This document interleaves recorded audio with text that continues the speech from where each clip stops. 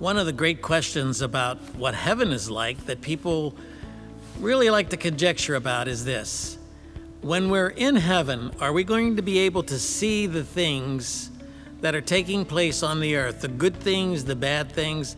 Are we going to be able to see that? Are we going to be able to react to that? Are we going to have emotional or physical reactions to what we see taking place on earth? Well, frankly, I don't think anybody knows the answer to that question. There are a couple of hints in Scripture. One is the story in the Gospel of Luke that is told about the rich man and Lazarus, that the rich man dies and then the poor man dies, and the rich man was evil and the beggar Lazarus was a godly man, and they're able to see each other across a great chasm. They're able to see in heaven what is going on in earth, because we have this picture of this rich man suffering the inflictions of hell. Because the Bible tells us in hell he lifted up his eyes and he saw Lazarus sitting in the presence of Abraham. And he's begging Abraham to send Lazarus to his brothers to warn them of the place that he now found himself. So in that sense, we have somewhat of a graphic picture of a chasm that separates what is going on in hell with what is going on in heaven. Now that's a spiritual world, but that's just a hint of what we might be able to see when it comes to the interaction of heaven with earth. That story of the rich man and Lazarus is the story of an interaction between heaven and hell. Well, I don't think anybody really knows what the people in heaven actually do see or do experience, but there is a verse, one verse in Psalm 90 that has always given me pause.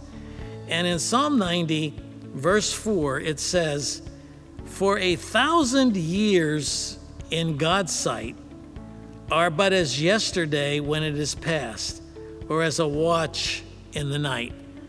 Meaning that 1,000 years from the eternal perspective is like the blinking of an eye. Now, I don't know if that verse is speaking literally or figuratively, but either way, it's revealing to us something. That time as we know it, the beginning of the world, the end of the world, that whole thing in the middle called time, is but a speck of dust from the perspective of eternity, which means that from an eternal perspective, what they're able to see going on earth takes place quickly in the blinking of an eye.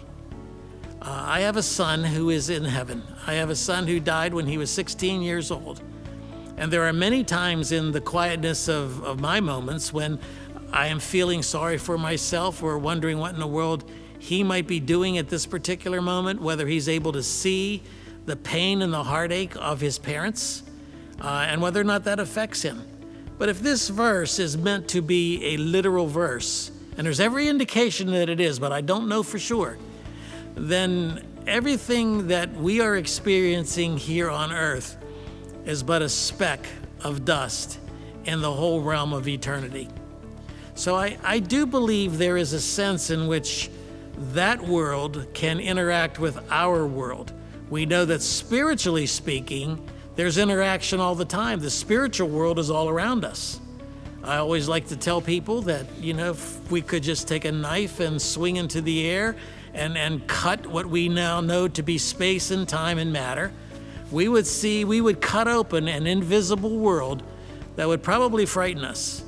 To see in that invisible world all of the angelic and demonic forces that are interacting with each other all around us would be very frightening. So there is a spiritual world, but can they see in heaven what is going on here on earth? I believe in a sense they can, but I don't believe it causes them any pain or sorrow, because the promise of Scripture is that when we are there, when we are in the presence of God, there is no more pain. There is no more sorrow. There are no more tears. There is no more heartache. There is no more death. And so from that perspective, I do believe that the interaction, if there is one, is brief, but it is not painful. Now, we can't prove that, We can conjecture that because the scripture also tells us that eye is not seen and ear is not heard, nor has that entered into the thoughts of men the things that God has prepared for those who love him. That we embrace by faith. Hope this helps.